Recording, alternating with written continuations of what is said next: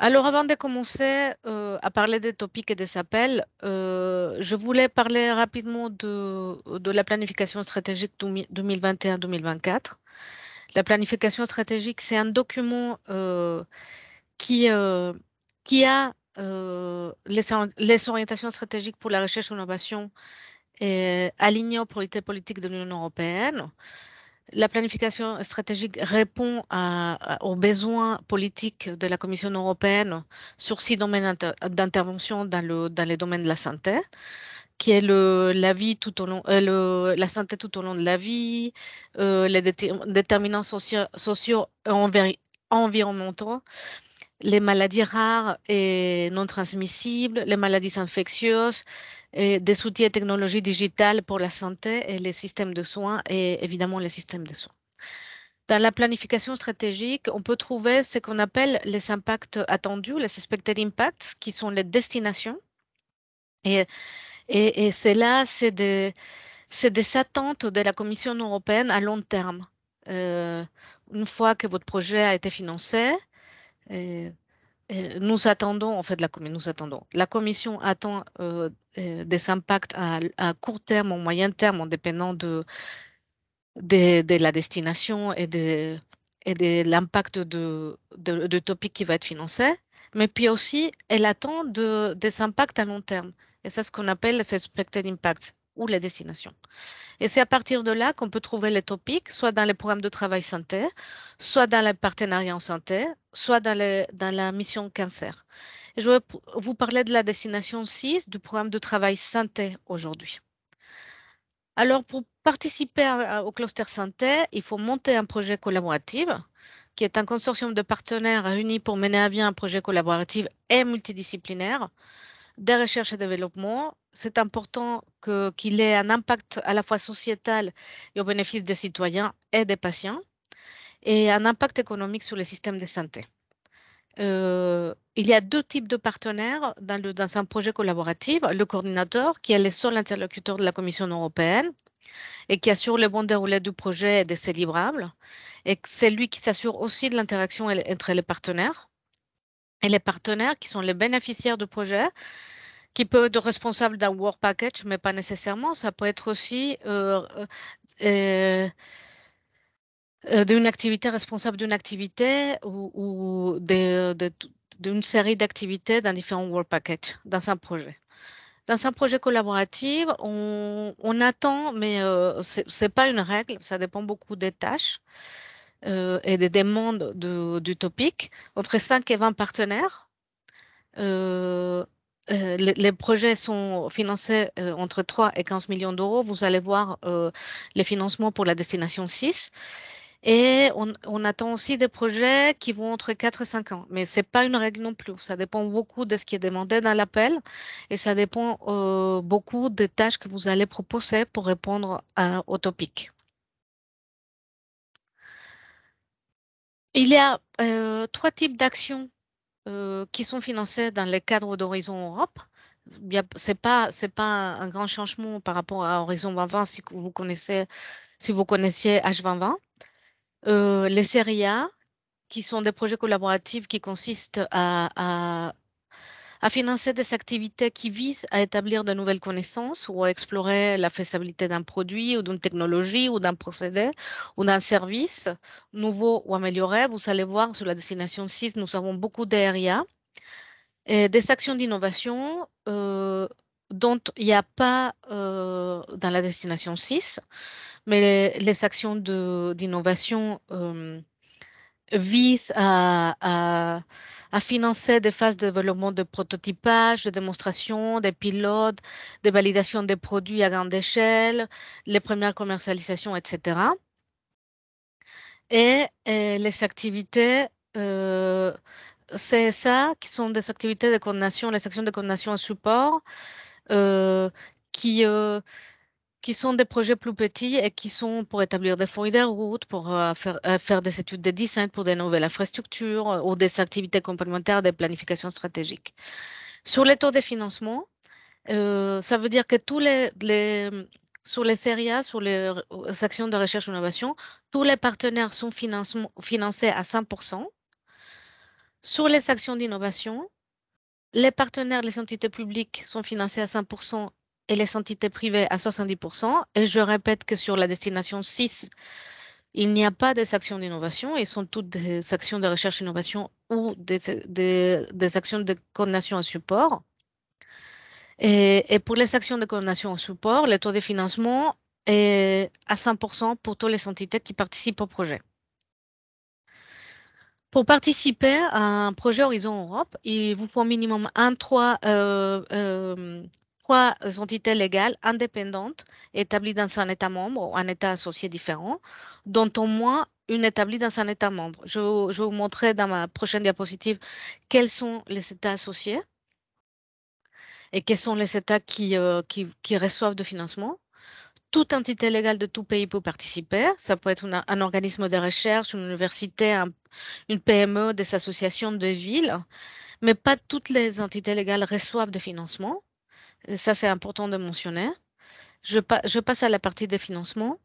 Mais bon, ces entités qui ne sont pas euh,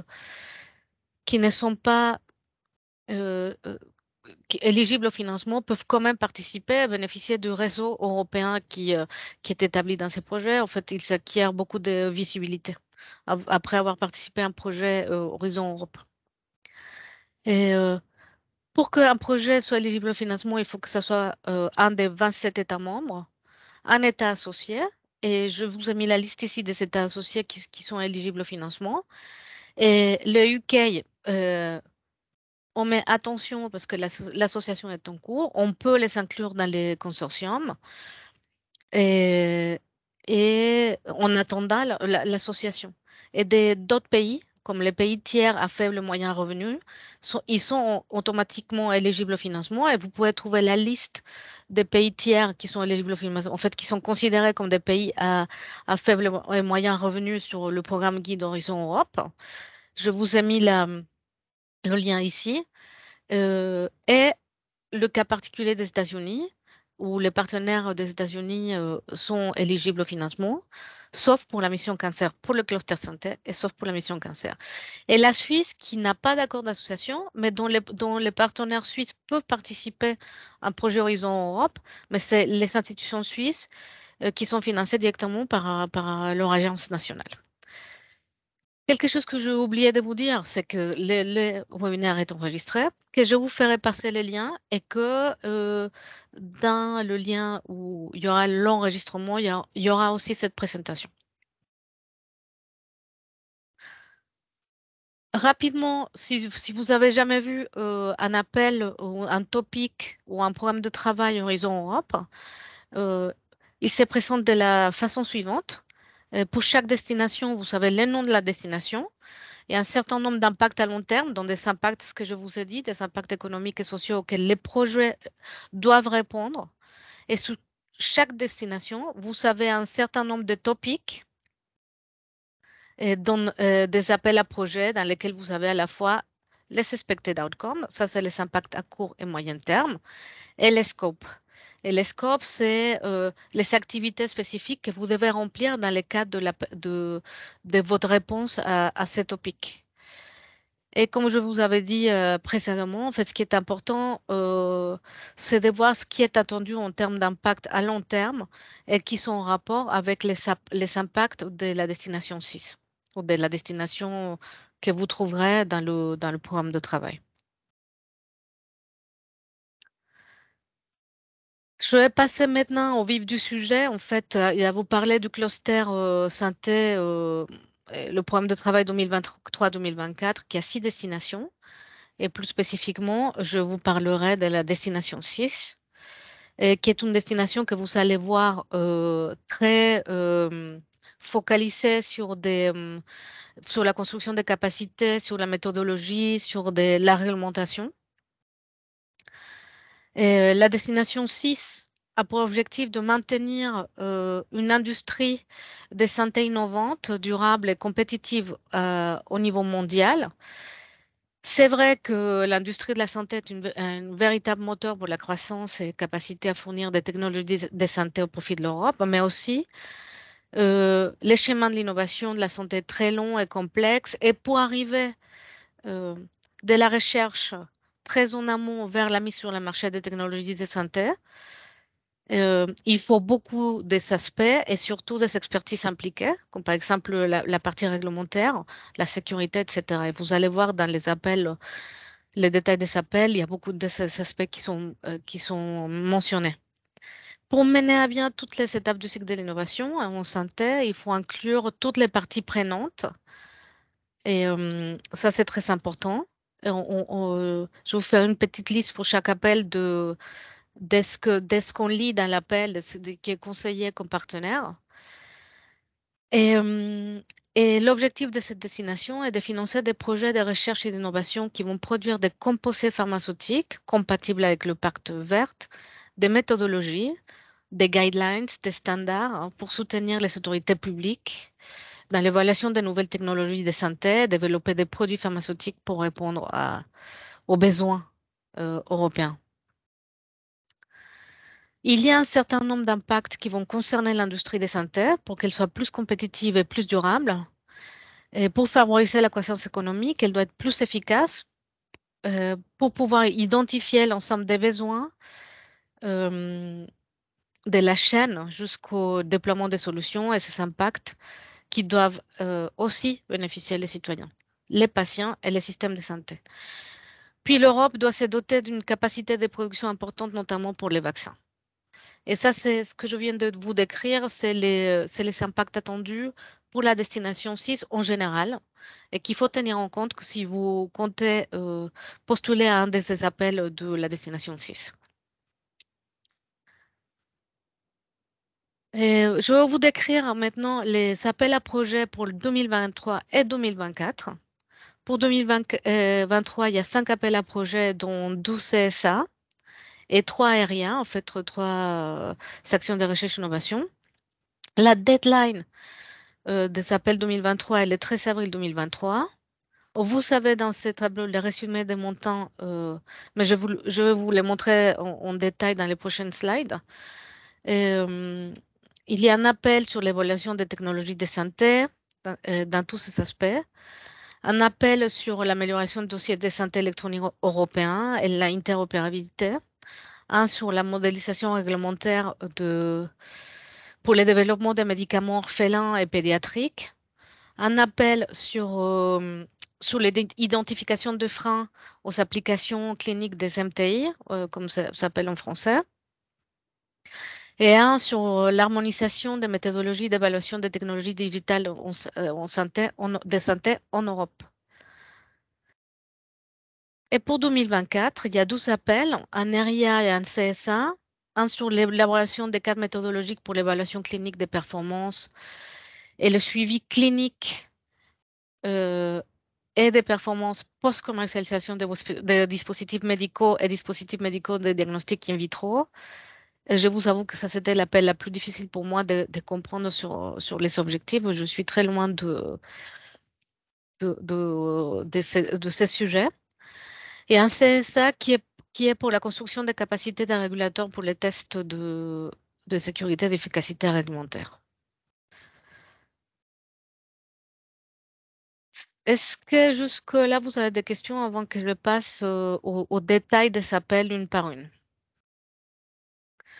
Si vous n'avez pas de questions, je commence avec les appels. Euh, Ces premiers appels sur l'évaluation des méthodologies des technologies de santé a pour objectif de mettre en œuvre des recommandations méthodologiques pour l'évaluation des technologies de santé et aussi avancer sur l'expertise pour l'évaluation en Europe et bien des programmes de formation. La date limite est le 13 avril 2023. Il s'agit d'un CSA avec un budget total de 5 millions d'euros. Cela veut dire qu'il y aura un seul projet qui sera financé dans le cadre de cet appel.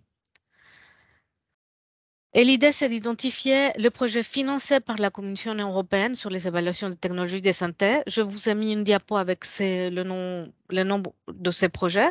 Comme ça, vous allez pouvoir les consulter. Et ces projets pourraient être utilisés pour mieux prendre en compte, en fait, pour mieux répondre à cet appel. L'idée aussi, c'est de disséminer mieux l'information entre toutes les autorités qui sont en charge de l'évaluation de technologies de santé, d'harmoniser l'expertise et, et de contribuer à implémenter une réglementation euh,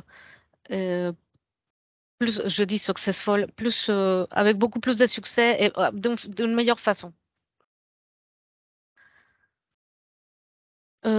C'est un appel qui est dans les domaines de la réglementation, de la méthodologie des systèmes de santé, des technologies des systèmes de santé. Il s'agit d'harmoniser, standardiser et de créer un nouveau cadre méthodologique au niveau européen et d'analyse avec, avec des données réelles. Ici, vous pouvez voir les projets qui ont déjà été financés et dont il faut construire avec CCSA. Je vous ai mis dans une diapositive postérieure les liens directement. Et, et l'idée, c'est d'implémenter des méthodes innovantes d'évaluation pour des technologies de santé construites à partir des résultats de ces projets, donc je vous mentionne, identifier des barrières pour adopter des méthodes, et, avoir des études de cas, développer des outils et des modules de training et de dissémination. Vous allez voir dans les programmes de travail, il y a toujours des phrases du style comme cela. En fait, tous les aspects, il faut tenir en compte tous les aspects suivants, quelques-uns des aspects suivants ou rien. Dans le cas de cet appel, il faut prendre en compte tous les aspects suivants. Et là, je vois une faute d'orthographe, je la corrigerai avant de vous, de vous envoyer la présentation. Pour cet appel, il faut inclure des partenaires, fait des évaluateurs de technologies de santé, des agences réglementaires, des chercheurs évidemment, et des développeurs de technologies de santé. Je vous ai mis ici quelques liens à des projets qui ont déjà été financés, mentionnés dans les diapos précédentes. Sous-Sage 2020 et FP7, vous allez voir qu'il y a très peu de projets qui ont été financés dans le cadre de ce type d'appel. Et allez-y vous voir sur le site, allez-y voir sur le site de Cordis. Je vous ai mis les liens directement sur les noms du topic. Est-ce que vous avez une question ou des questions? Pourquoi une? Je ne vais pas vous limiter. Sinon, je vais passer au topic suivant, euh, qui est le topic 2, qui est un RIA. Pareil, date limite 13 avril 2023, un budget total de 8 millions d'euros. Des budgets par projet de 3 à 5 millions. Il y aura que 2 projets financés. Et c'est un projet pour développer et valider des formats d'interopérabilité pour le partage des données dans les dossiers de santé, dans des dossiers de santé électronique européens. Et pour que les utilisateurs des dossiers de santé électronique puissent s'appuyer sur des standards, sur des guidelines, euh, il faut harmoniser le partage des données, l'interopérabilité, une interopérabilité harmonisée des partages des données, une bonne qualité d'intégration des données de santé. Il faudra prendre en compte aussi les citoyens dans ces actions. Pour ces, euh, pour ces projets, il faudra prendre en compte les points suivants, tous les aspects suivants. Ils doivent adresser tous les points marqués dans le scope, comme la recherche, développement et validation des formats harmonisés pour partager les données en ligne avec les recommandations européennes pour le format européen d'échange de dossiers de santé électronique européen. Je vous ai mis les liens ici pour que vous puissiez lire, si ça vous intéresse, cet appel, la recommandation. Exploiter et développer les potentiels des dossiers électroniques à travers une interopérabilité améliorée au niveau de la qualité, de la sécurité, de l'efficacité, en incluant des données codées normalisées pour les domaines d'information prioritaires.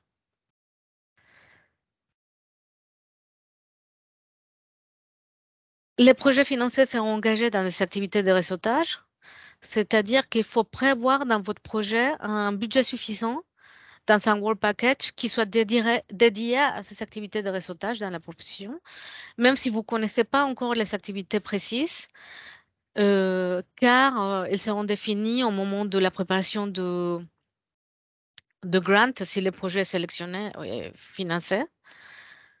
Mais il faudra les prendre en compte.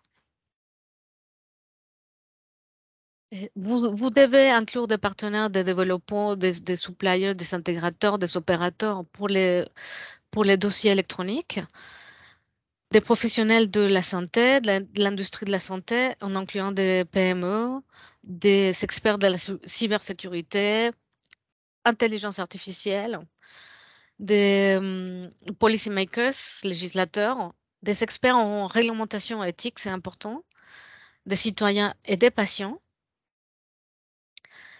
Je vous ai mis ici une petite liste de projets. Ce n'est pas une liste exhaustive, mais ça va vous donner une idée de ce qui a été financé pour H2020 et même pour Horizon Europe dans ces cadres-là et qui pourrait vous donner une idée par rapport à votre idée si vous voulez postuler à cet appel, à ce topic. Est-ce que vous avez des questions jusqu'à maintenant?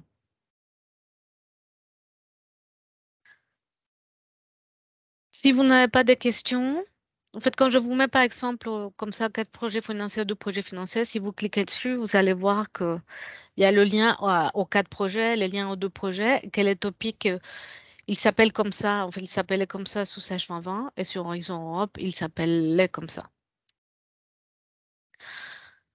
Les projets financés sur Horizon Europe, en fait, on ne voit pas beaucoup encore sur Cordis. On voit que les projets qui sont déjà qui ont déjà signé les grant agreements avec la Commission européenne. Alors, c'est normal si vous ne travaillez pas beaucoup de projets Horizon Europe quand vous allez sur Cordis. Je vais passer au prochain topic, qui est un area, dont la date de soumission est aussi le 13 avril 2023, pour un budget total de 25 millions d'euros. Il y aura 4 ou 5 projets financés en dépendant de budget demandé, car les projets seront financés pour entre 4 et 6 millions d'euros. Il s'agit d'un topic pour développer des modèles pour répondre aux besoins réglementaires dans les cycles de développement clinique des nouveaux produits pour les maladies rares et les maladies pédiatriques, car il est important d'accélérer le développement de médicaments pédiatriques orphelins à travers des outils computationnels mûrs. Je dis mûrs et vous allez voir un peu plus tard pourquoi, pour la modélisation et simulation. Il faut améliorer les outils statistiques pour les petites populations, évaluer des outils in silico validés pour estimer les bénéfices-risques des essais cliniques des petites populations, impliquer des régulateurs pour guider les agences réglementaires sur ces nouveaux outils computationnels. C'est un appel à nouveau, on a besoin beaucoup de statisticiens, des gens qui fassent de l'informatique, du modeling, d'approche in silico, de la réglementation. Et c'est important de dire que pour ce topic, ce n'est pas, en fait, l'objectif de ce topic, ce n'est pas d'implémenter de nouvelles études précliniques ou cliniques, mais d'utiliser ce qui existe déjà, les données, les connaissances, et valider, optimiser la performance des modèles in silico mûrs dans un cadre réglementaire. Pour ce topic, il faut remplir tous les aspects suivants. Une approche multidisciplinaire pour la validation des modèles computationnels mûrs et calibrer et optimiser les modèles avec des données des patients existants.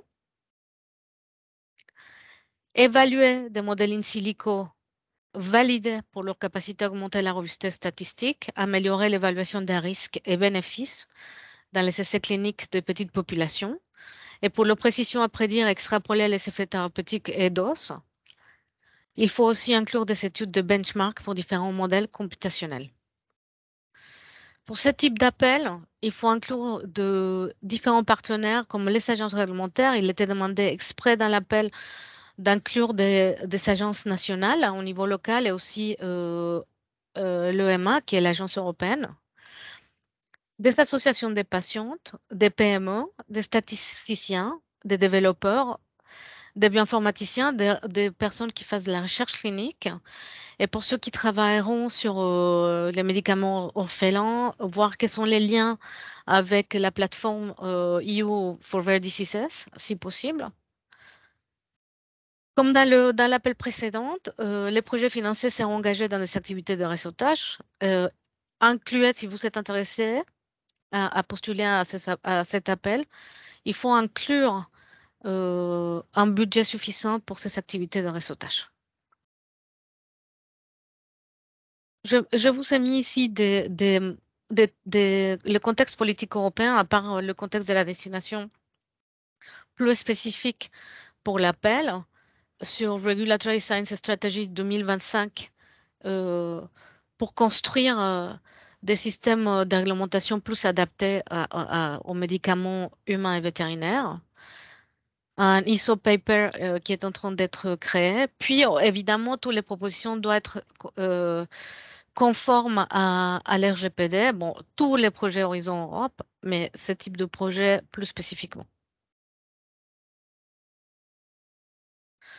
Sous FP7, ça date en fait de loin, c'est très loin. Il y a eu un topic sur New Methodologies for Clinical Trials for Small Population Groups. Il y a eu 3 projets financés et je vous conseille d'aller les voir sur le site de Cordis si vous êtes intéressé sur cet appel, sur ce topic. Est-ce que vous avez des questions? Sinon, je vais passer au dernier topic de 2023. C'est un topic sur les CMTI, les médicaments de thérapie innovantes, qui ont beaucoup de potentiel. Et c'est un CSA. euh, la date limite des soumissions, c'est le 13 avril 2023, pour un budget total de 3 millions d'euros, c'est-à-dire qu'il y aura un seul budget par projet qui sera financé, par projet, par topic financé.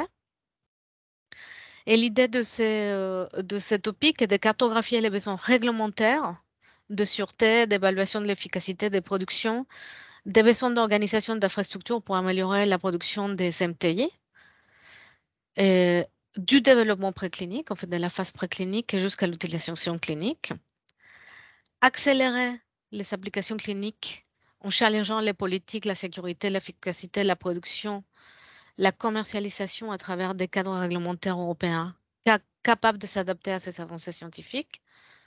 Il faudra inclure des autorités locales, des États membres, et pour arriver à rembourser ou à donner un prix à ce type de thérapie innovante.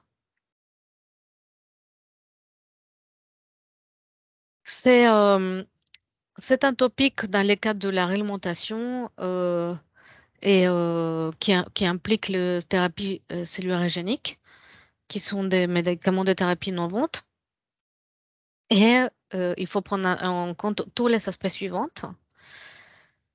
qui est faire une cartographie des besoins pour traduire ces médicaments de la préclinique vers la clinique. Je vous ai déjà mentionné ça. Combler les lacunes au niveau réglementaire et aussi au niveau des politiques publiques. Aborder la prédictivité des données précliniques pour les tests de sécurité et d'efficacité. Aborder aussi les aspects de la prise de décision pour l'évaluation, la sécurité, l'efficacité ainsi que les prix et le remboursement éventuels.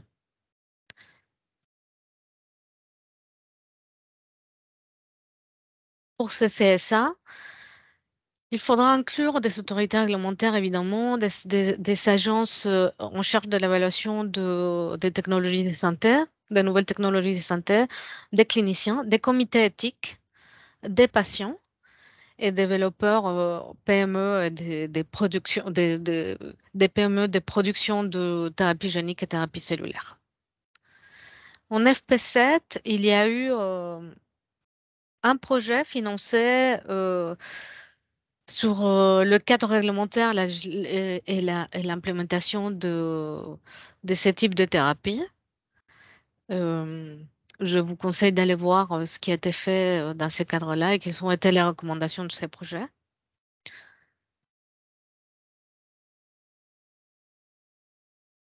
Est-ce que vous avez des questions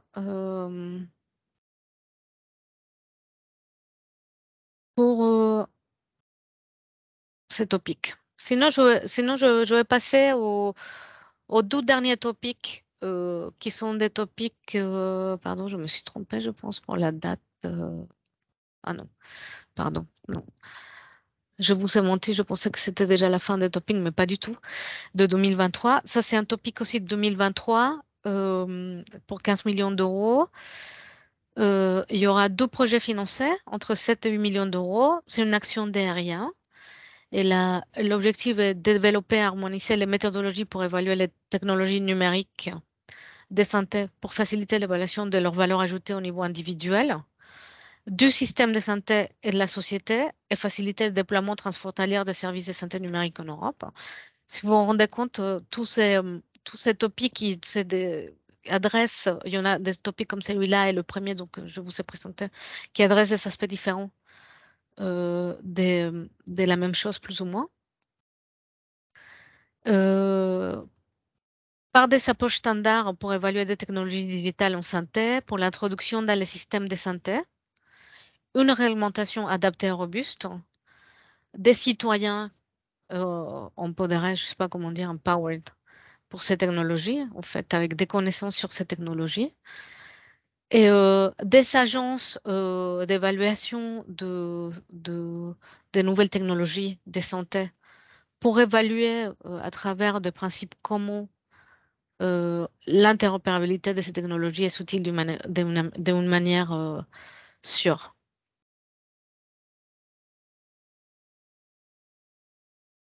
À nouveau, il s'agit d'un appel très réglementaire avec un développement de technologies appliquées à la santé, de la chirurgie robotique à des applications mobiles pour les patients.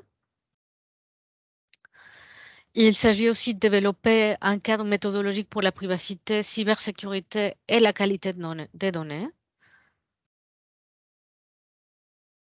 Pour cet appel, il faudra inclure des développeurs, pareil, il y a une petite erreur ici, policy makers, des régulateurs, des citoyens, évidemment, parce que c'est eux les derniers utilisateurs de ces technologies, les agences d'évaluation des nouvelles technologies de santé et les GRC, qui est les Joint Research Center, pour leur expertise sur les technologies de santé.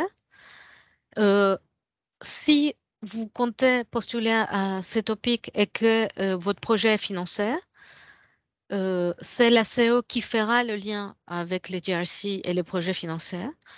Mais n'oubliez pas de budgétiser cette collaboration avec les GRC dans votre projet.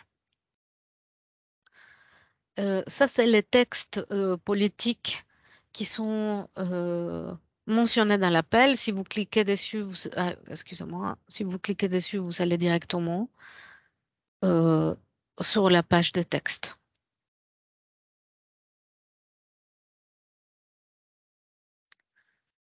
Si vous n'avez pas de questions, là, je passe vraiment aux appels 2024, qui sont en une seule étape, qui est une différence par rapport à d'autres destinations où il y a des appels 2024 qui sont en 2 étapes, une première en 2023 et la deuxième en 2024. Pour la destination 6, il y a 12 appels qui sont dont la date de soumission est 2024 en une seule étape. Cet appel a pour objectif le développement d'un cadre pour évaluer les cycles de vie entiers des générations d'épreuves et d'évaluation des dispositifs médicaux, dispositifs de diagnostic in vitro. Les patients doivent avoir un accès à des meilleurs dispositifs médicaux, ça veut dire plus sûrs et innovants. Et c'est un appel pour que les régulateurs aient plus de ressources scientifiques pour guider l'évaluation aussi, et qu'il y ait une façon d'harmoniser l'évaluation avec des résultats cliniques pour les pré- et post-market de ces dispositifs. C'est aussi un appel qui est dans les domaines de la réglementation. Et, euh, et cet appel a été créé dû au besoin d'une évaluation clinique ou des performances des dispositifs qui doit être mise à jour tout au long de la vie du cycle de vie des dispositifs. Pour cet appel, il est nécessaire de développer des cadres méthodologiques communs qui soient basés sur les évidences cliniques pour montrer la sécurité, la performance et le bénéfice des dispositifs, et surtout des dispositifs à haut risque, pas seulement des dispositifs médicaux ou in vitro, au diagnostic in vitro, mais aussi des dispositifs à haut risque. Et un pilote pour tester le développement de spécifications communes doit être fait. Pour cet appel, euh, il faut construire, c'est comme d'autres appels précédentes, sur des initiatives que je vous ai mis là. Et il faut inclure comme partenaires des chercheurs, évidemment, mais des cliniciens, des autorités nationales compétentes, et ce qui s'appelle les Notified Bodies aussi, des laboratoires qui fassent de diagnostic médical in vitro, des, des agences qui soient en charge de l'évaluation des technologies de santé, des nouvelles technologies de santé, et des patients, des représentants de patients.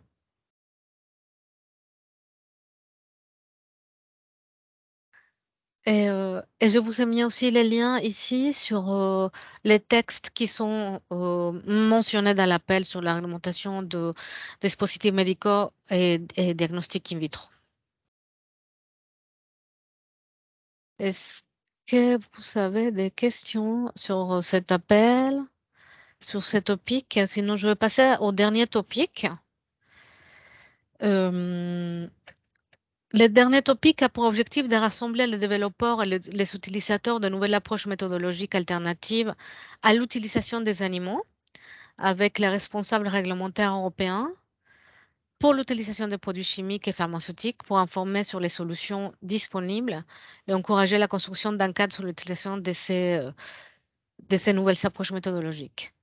La date limite de soumission est aussi le 11 avril 2024 pour un budget total de 2 millions d'euros. C'est un seul projet qui sera financé et il s'agit d'une action de coordination et support. Et ce qui est important, c'est que les connaissances, l'expérience et la confiance euh, sur la manière dont les résultats des tests de nouvelles approches technologiques pourraient être utilisés font encore défaut parmi les régulateurs, ce qui est vrai, et ce qui pourrait limiter l'utilisation de ces nouvelles approches par l'industrie en raison d'un manque de sécurité juridique lors de la génération des données de sécurité de santé requises pour la législation dans l'Union européenne. Dans cet appel, il faut aussi couvrir tous ces aspects, mais c'est un financement qui est plus petit parce il s'agit d'un CSA et qu'il s'agit de créer de créer une feuille de route. Et de plus en plus, des profs scientifiques montrent les limites des tests sur les animaux. Et, l'Europe connaît également une forte demande sociétale pour s'éloigner des tests sur les animaux. Mais la réglementation n'est peut-être pas s'adapter à cette demande et aux avancées scientifiques dans ce sens. Et l'idée, c'est d'élaborer des critères de préparation technique et réglementaire, mais aussi penser à des mécanismes de transfert de technologie, de formation et identification des freins réglementaires pour les transferts des technologies. Pour cet appel, il faudra inclure des patients, des régulateurs européens, des citoyens, des chercheurs, des organismes internationaux et des responsables d'éthique, des experts en éthique. Euh, cet appel demande aussi l'implication de GRC parce qu'ils ont beaucoup d'expertise sur la validation des tests avec des nouvelles approches technologiques. Et comme je vous ai dit précédemment, il faudra l'inclure dans le budget si vous ne connaissez pas votre partenaire GRC. Est-ce que vous avez des questions? Si vous n'avez pas de questions, je vais finir ma présentation pour vous parler des dispositifs d'aide au montage. Un dispositif qui est mis en place par l'ANR, qui est une aide au montage et à l'animation d'un réseau scientifique européen ou international, qui soit coordonné par une équipe française. Et le dossier est assez simple de montage et vous n'êtes pas obligé de connaître tout votre projet. C'est précisément cette aide qui va vous aider à connaître tous vos projets et tous les aspects qui manquent dans votre projet pour postuler à un de ces appels. La subvention est de 35 000 euros pour une durée maximale de 24 mois et de là, vous pouvez allouer 10 000 euros au montage de projet, à une boîte de consulting, etc. Pour 2023, il y a 3 dates de soumission possibles. La prochaine, ça, c'est en avril 2023. L'autre en juin et l'autre en octobre. Et je vous ai mis les liens ici. Je vous conseille d'aller regarder. Et c'est des aides au montage qui peuvent être très utiles pour vos projets. Pour les industriels, il y a un autre dispositif par BPI France, ça s'appelle le Diagnostic Partenariat Technologique International. Et l'idée, l'objectif de ce dispositif est de faciliter l'accès à des entreprises françaises aux appels à projets collaboratifs de recherche. Et surtout d'Horizon Europe, vous pouvez faire une demande facilitée en ligne sur le site de BPI France et les dépôts se fait au fur et à mesure. Il n'y a pas de date limite de dépôt et vous serez subventionné à 50% la prestation d'un expert en conseil, d'un consultant.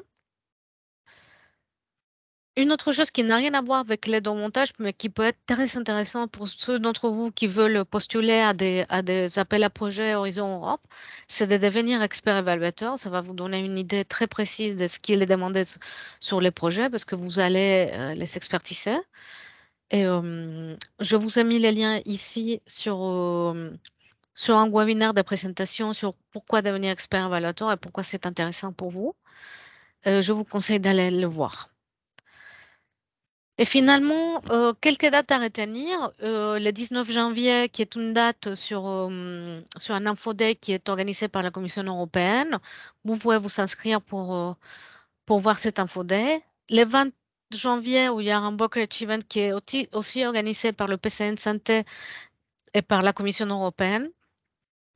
Et il y aura des sessions de pitch, des matchs, des B2B matchs pour ceux d'entre vous qui veulent chercher des partenaires pour postuler. Nous allons préparer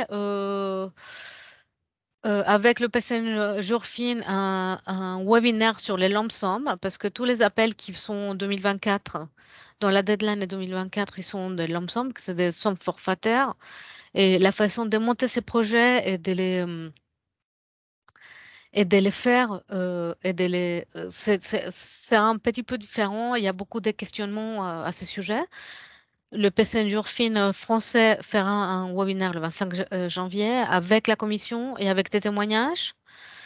Et le 9 février, il y a un webinaire qui est organisé par la Commission européenne aussi sur ce sujet. Euh,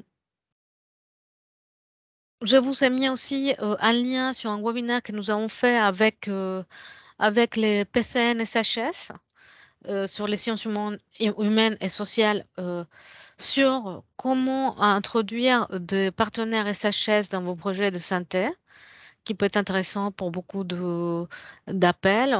Sur les appels de la destination 6, on a vu qu'il y a pas de demande exprès d'inclure un partenaire SHS, mais dans d'autres projets Horizon Europe, c'est important.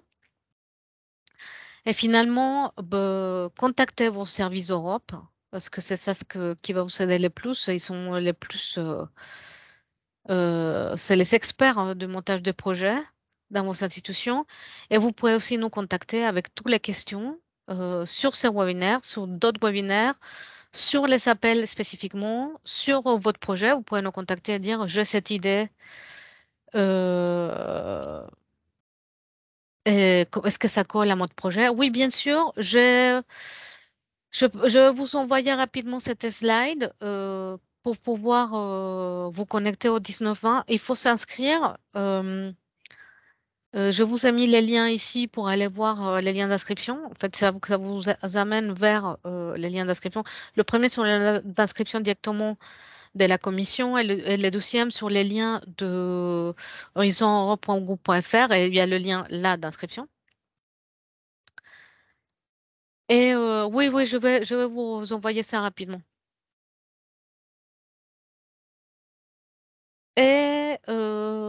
Je suis ouverte aux questions, si vous avez encore des questions.